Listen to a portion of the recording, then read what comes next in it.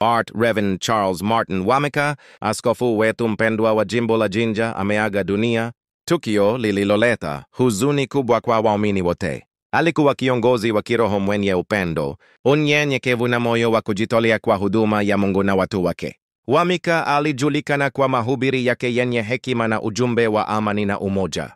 Chini ya uongozi wake, makanisa mengi yalistawi na maisha ya kiroho yalipata nguvu mpya. Waumini wanamkumbuka kama mtu wa maombi na imani thabiti aliyekuwa mfano wa unyenyekevu. Kifo chake kimeacha pengo kubwa katika kanisa Katoliki la Uganda. Maombi maalum yanafanyika kote nchini kumwombea pumziko la amani.